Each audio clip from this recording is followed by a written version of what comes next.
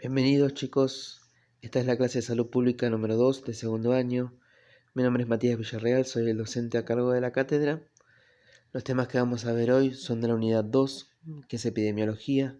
Vamos a ver el significado de la epidemiología, lo que es la tríada ecológica, lo que es una epidemia, lo que es el perfil epidemiológico de nuestro país, el análisis de situación en salud, cómo debe ser la comunicación sobre estos registros sanitarios. Podemos empezar. Los objetivos de esta clase van a ser describir y definir la epidemiología, reconocer los conceptos de epidemia, tríada ecológica y cadena epidemiológica, reconocer cómo se realiza el perfil epidemiológico en nuestro país y reconocer qué es el análisis de situación de salud y la importancia de la comunicación. Por epidemiología podríamos decir que es la disciplina que estudia la distribución y frecuencia de las enfermedades en la población, es decir, qué tipo de enfermedades se dan y cada cuánto tiempo, en cuántos lugares. Por ejemplo, tenemos una enfermedad descubierta en Moreno. Tenemos que descubrir cuántos otros partidos están afectados por esta misma enfermedad y en cuántas personas se fue dando. Las causas que la determinan, podemos conectar si en estos diferentes lugares donde se dio la enfermedad hay causas similares, como por ejemplo agua contaminada. Pueden ser causas ambientales, pueden ser causas orgánicas, causas sociales como marginación, estatus económico. Trata de identificar los factores de riesgo de las mismas para orientar las medidas necesarias de prevención. Es decir, ¿existe algún factor que ponga en riesgo a esta población de contraer esa enfermedad? ¿Cómo podemos evitarlo? ¿Cómo podemos prevenir que eso suceda? Esa es la función de la epidemiología. Poder recolectar los datos necesarios como para descubrir qué tipo de enfermedades se dan mayormente, en cuánta población se da esta enfermedad, cuáles son las causas y los factores de riesgo y de qué manera podríamos evitar que sucedan.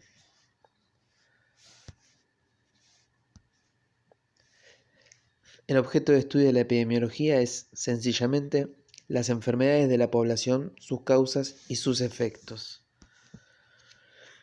La epidemiología tiene 6 campos de acción, es decir, que va a trabajar desde 6 perspectivas diferentes.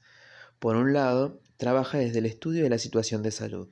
Esto refiere a todos los datos recabados necesarios para establecer un diagnóstico de salud de una población.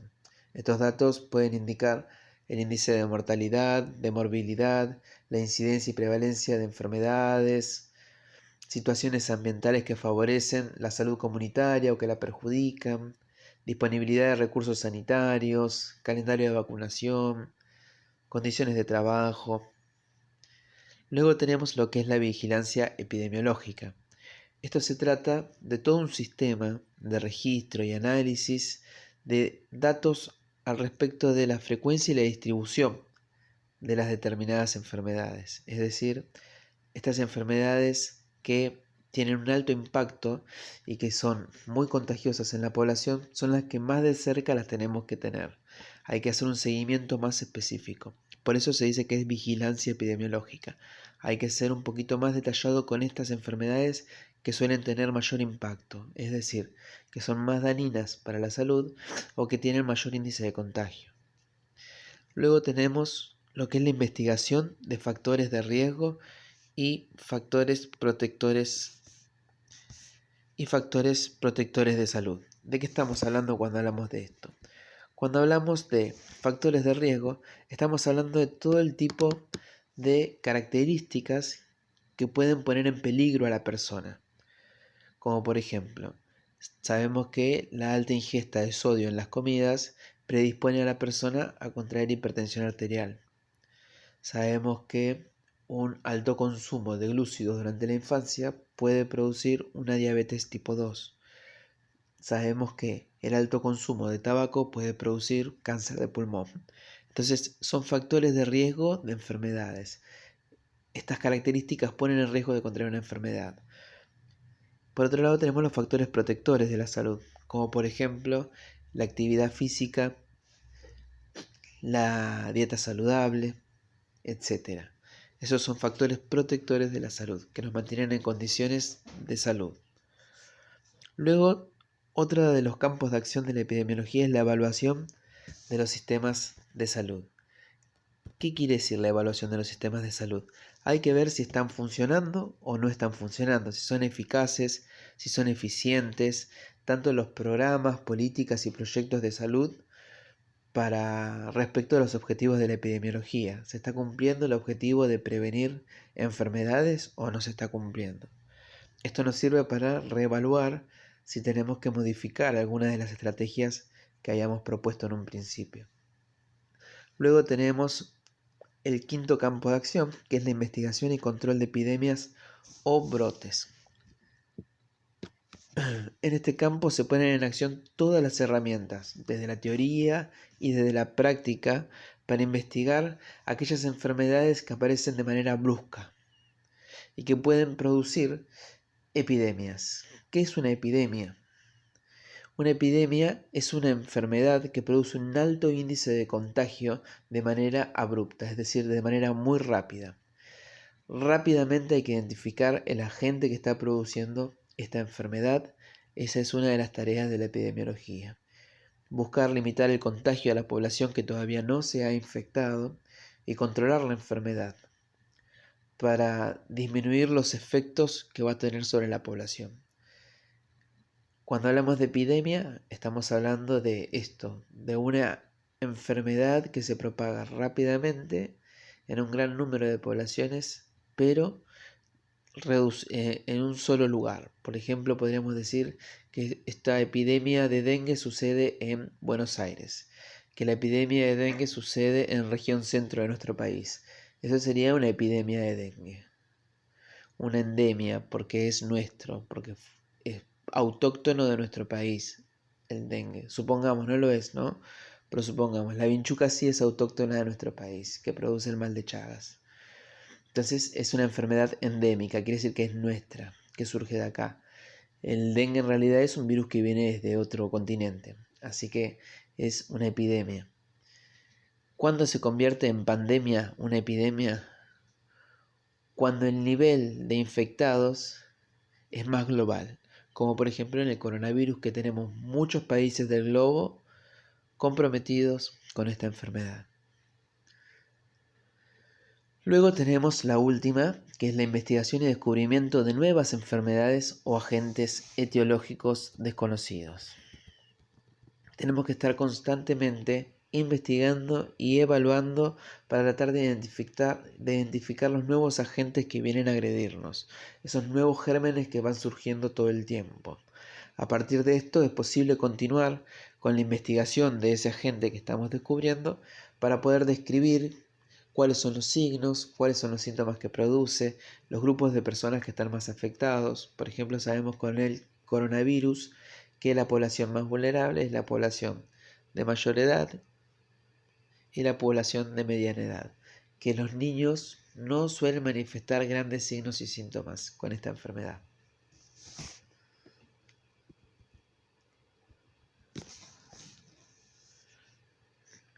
Ahora vamos a hablar un poquito de la tríada ecológica. ¿Qué es la tríada ecológica? Es una herramienta de la epidemiología para poder entender cómo funciona la salud y la enfermedad desde esta relación, donde hay un agente que está causando una enfermedad, un sujeto que se va a enfermar por contraer ese agente y al mismo tiempo un medio ambiente que predispone la situación para que esto suceda. Es decir, que dadas determinadas características de temperatura, de luz, de humedad, de superficie, un agente infeccioso puede contaminar el organismo de una persona. Pero cada uno de estos actores, que son 3, tiene que tener determinadas características para que esto suceda. No puede suceder en cualquier momento y en cualquier medio. Por ejemplo, el agente etiológico tiene que ser capaz de reproducirse de manera tal como para invadir un organismo humano y, al mismo tiempo, resistir el ataque de las defensas del cuerpo humano. Por otro lado, el cuerpo humano, que es el huésped susceptible, tiene que ser justamente susceptible. Esto lo va a determinar el nivel de defensas de su organismo, es decir, las características de su sistema inmunitario. Si tenemos un alto sistema inmunitario capaz de protegernos de eventuales infecciones o si nuestro sistema inmunitario se ve debilitado, que puede ser por un proceso de enfermedad o puede ser también, por ejemplo, en enfermedades autoinmunes, en enfermedades que son de inmunodeficiencia, de inmunocompromiso, como el HIV, por ejemplo. Este huésped se va a encontrar mucho más susceptible a cualquier tipo de enfermedad. Esas son las condiciones que tiene que reunir el huésped para que se dé la infección. Por otro lado, el ambiente también tiene que reunir determinadas condiciones. Por ejemplo, sabemos con el coronavirus que las temperaturas muy altas no les son agradables, por decirlo de alguna manera. Así que se reproduce mucho mejor en temperaturas bajas. El medio ambiente tiene que ser el indicado para que se produzca esto, pero tiene que haber un conjunto de características dadas en los tres actores.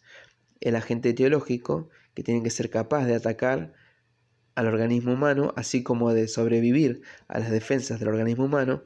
Un medio ambiente que tiene que preparar la escena en términos de temperatura, humedad, luz, y al mismo tiempo un huésped que tiene que ser sensible, que tiene que estar vulnerable, que tiene que estar débil, que tiene que estar propenso a contraer una infección.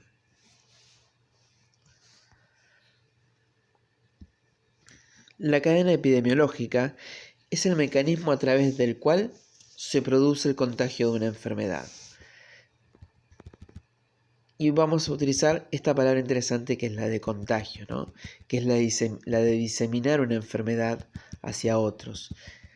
¿Cómo funciona esto? Con 6 pasos esenciales. Primero, es un ciclo, así que no tiene ni principio ni final. Inicia y continúa, es así, se va reproduciendo. Por eso es un contagio, una cadena. Iniciamos nosotros por darle un orden a través del agente etiológico. El agente etiológico o agente infeccioso es aquel que va a producir la infección. Virus, bacterias, hongos, parásitos, producen diferentes tipos de enfermedades. Después tenemos lo que es el reservorio. ¿Qué es el reservorio? El reservorio constituye el lugar donde este agente infeccioso se va a desarrollar y se va a multiplicar. ¿Qué tipo de reservorios conocemos? Reservorios biológicos, primero que nada, como pueden ser animales, insectos, el mismo ser humano, ¿no? Que puede ser portador y al mismo tiempo contagiar a los demás con una enfermedad, como pasa con el caso de la gripe. Después pueden ser también estos reservorios no biológicos. ¿Cuáles serían los casos de reservorios no biológicos? Los inanimados, como el agua, el hacinamiento, los malos hábitos higiénicos. Después tenemos la tierra, el suelo. Después tenemos lo que es la puerta de salida o vía de salida.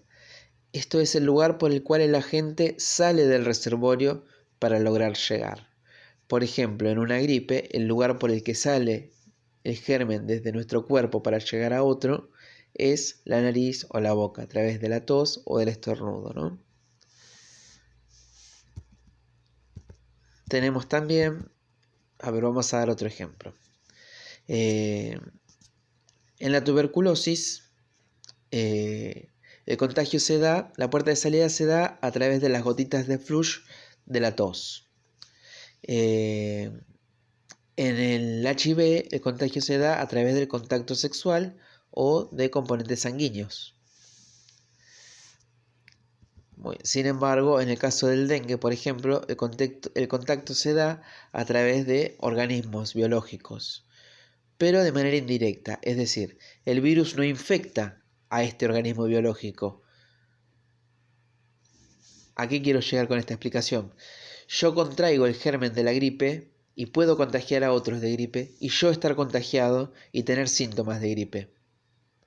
Sin embargo, hay infecciones, gérmenes, que pueden utilizar un transporte, ¿no? Un reservorio sin necesidad de enfermarlo, como pasa en el caso del dengue, por ejemplo. Tenemos un virus, el virus del dengue, que se deposita en el reservorio, que es el mosquito, pero a este no lo enferma. Recién cuando logra ser expulsado del mosquito hacia un organismo humano que es susceptible, logra conseguir la enfermedad. ¿Sí? Muy bien. Después tenemos lo que es la vía de transmisión. ¿Qué es la vía de transmisión? La vía de transmisión es esto que veníamos hablando, los vectores, ¿no? La vía de transmisión puede ser enfermarse por consumir agua contaminada, que los parásitos estén viajando a través del agua contaminada, puede ser que el niño haya caído en la arena de la plaza y ahí haya habido hongos, parásitos también, y eso haya sido la vía de transmisión. Luego tenemos lo que es la vía de entrada. La puerta de entrada es el lugar por donde la gente va a ingresar al huésped, no a un reservorio, sino a un huésped. La vía de entrada puede ser las vías respiratorias, la mucosa de los ojos, una herida abierta, una fractura, ¿no? Puede ser cualquier lugar que deje expuesto nuestro organismo, dadas las condiciones necesarias como las que veníamos viendo en la triada ecológica, ¿no? Luego, y por último, tenemos un huésped susceptible. Este huésped susceptible es aquel que está en las condiciones necesarias como para contraer esta enfermedad, como para recibir este agente infeccioso y permitirle la multiplicación. Vamos a ver un ejemplo con el dengue. El agente infeccioso del dengue es el virus del dengue. A su vez, funciona como reservorio el mosquito, que es el Aedes aegypti, pero también puede funcionar de reservorio el ser humano, porque sabemos que el virus puede estar alojado en el ser humano y al ser picado por un mosquito sano, contamina al mosquito. Y el mosquito actúa como vector, es decir, como conductor, como vehículo de la enfermedad hacia otros seres humanos. La vía de salida en el dengue sería la piel, a través de la piel, a través de las secreciones del insecto expulsadas sobre la piel con la picadura. Y esa picadura sería la vía de transmisión del virus. La vía de entrada sería la piel misma del ser humano, el lugar donde ha recibido esa picadura. Y a su vez el huésped susceptible sería el ser humano. Vamos a ver esto mismo, pero con el COVID-19. El agente infeccioso es el virus COVID-19. El reservorio en este caso no es ningún vector, sino que es el mismo ser humano. La vía de salida es respiratoria, a través de la exhalación, a través de la tos, siempre que se eliminen gotitas de flush, porque la vía de transmisión son esas gotitas, ¿sí? Esa es la manera en la que se va a repartir y se va a diseminar la enfermedad. La vía de entrada son las mucosas, la mucosa de los ojos, la boca y por la nariz también. Al respirar por la nariz podemos estar ingresando estas gotitas de flush y contraer la enfermedad, ya que en estas gotitas es que está presente el virus del COVID. Y el huésped susceptible es el ser humano, actúa como reservorio y a su vez actúa como huésped.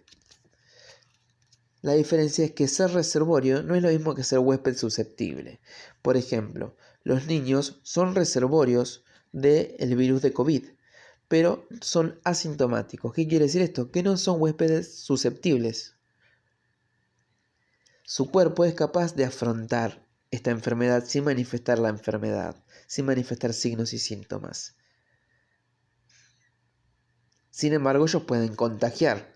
Entonces actúan como un reservorio, pero no son un huésped susceptible. Distinto sería en el caso de un adulto mayor, que genere síntomas. Esta persona es un reservorio, pero a su vez es un huésped susceptible. El perfil epidemiológico es una situación de salud, enfermedad en una población. Indica las enfermedades más prevalentes y los riesgos de enfermar en cada lugar en particular. Estos datos pueden ser regionales, nacionales o locales. ¿Qué quiere decir cada una de estas cosas? Argentina, a diferencia de otros países, por la densidad de población, es decir, por la cantidad tan abundante de población que tiene, le es muy complicado lograr establecer estadísticas unificadas a lo largo del país respecto de las enfermedades. ¿Por qué? Sabemos que las enfermedades tienen mucho que ver con los determinantes de salud, que habíamos hablado en un principio, entre estos el estilo de vida y el medio ambiente. En Argentina hay una multiculturalidad, se podría decir una pluricultura. ¿Qué quiere decir esto? Que hay muchas culturas diferentes a lo largo de nuestro país. No es lo mismo la región noroeste que la región de Cuyo, que la región patagónica o la región de centro.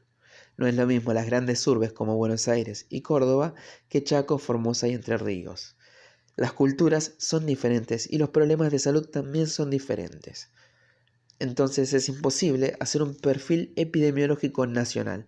No podemos decir que epidemiológicamente, es decir, hablando de salud y enfermedad, la Argentina es de esta manera. Sí podemos decir que en Argentina la situación de salud y enfermedad es así en sus diferentes regiones. En Cuyo hay un perfil epidemiológico, en noreste, noroeste, en Patagonia, en centro hay otro perfil epidemiológico. ¿Por qué? Porque comparten características. Por ejemplo, la región centro del país está ocupada, entre otros, por Buenos Aires y Córdoba, que son las dos grandes urbes de nuestro país, que conservan el mayor índice de riquezas y recursos económicos del país. Entonces, tienen características sociales, políticas y económicas muy similares que van a arrojar valores también similares epidemiológicos. Lo mismo pasa con las regiones del noroeste, tienen características políticas, sociales y económicas muy similares. Y lo mismo con la región del sur, que es la Patagonia. Por eso es que no se puede establecer un perfil epidemiológico general de nuestro país, sí local o por regiones. Para lograr generar los datos epidemiológicos que requiere un perfil, la epidemiología se debe valer de los datos epidemiológicos de la demografía, que es el estudio de las densidades de la población, es decir, las cantidades, su situación etaria, edad, escolaridad, trabajo, y también del análisis de situación de salud, que vamos a ver ahora. El análisis de situación de salud es un proceso analítico sintético que permite caracterizar, medir y explicar el perfil de salud de enfermedad de una población, incluyendo los daños y problemas de salud, así como sus determinantes. Utiliza variables demográficas, culturales, económicas, etarias, etc. Acá ya estamos hablando de un paso siguiente a lo que es el perfil de salud. Tenemos el perfil epidemiológico, que nos va a dar datos respecto de las enfermedades más prevalentes, de mayor incidencia, de mayor impacto, de mayor virulencia. Son palabras parecidas, ¿no? Las enfermedades que más se dan en una serie de casos, las más representativas, las más importantes, por decirlo de alguna manera. Y nos va a acusar en qué lugar específico sucede. Con los datos de este perfil epidemiológico, lo que nosotros tenemos que hacer es un análisis de situación de salud. Tenemos estos datos que acabamos de recibir y ahora tenemos que hacer un análisis. Tenemos que desmenuzar esta información y objetivarla, es decir, mirarla de manera objetiva, buscando cuál es el problema real, cuál es la causa de estos problemas de salud en esta población y cuáles son las soluciones que nosotros podemos advertir, sean en promoción, atención o rehabilitación. Por eso es muy importante que luego de pasada la etapa de la recolección de datos epidemiológicos, la generación de un perfil epidemiológico, un análisis de situación de salud, podamos tener la comunicación sanitaria adecuada. ¿Qué es la comunicación sanitaria adecuada? Es el brindar información a la comunidad respecto de estos datos que se recibieron. Se ha recibido datos epidemiológicos de que hay un alto índice de contagios de tal enfermedad. Entonces yo le transmito a la comunidad los conocimientos necesarios como para que se cuiden, como para que tomen medidas y eviten los contagios, la propagación de la enfermedad. Eso sería hacer educación, eso es brindar información, eso es comunicar los datos recolectados a través de estas investigaciones, de la vigilancia epidemiológica. Recordemos que el acceso a la información y la comunicación es un requisito indispensable para el ejercicio del derecho a la salud, y la vigilancia epidemiológica es un proceso sistemático permanente y orientado de observación, recopilación, análisis y difusión de información O sea que es parte de la actividad de vigilancia epidemiológica, que hayamos dicho que vigilancia correspondía a esto de seguir de cerca aquellas enfermedades más prevalentes, las más importantes, las que más impactan. Eso es tener vigilancia. Y lo que se hace a través de la vigilancia es comunicar el resultado de esta vigilancia, ¿no?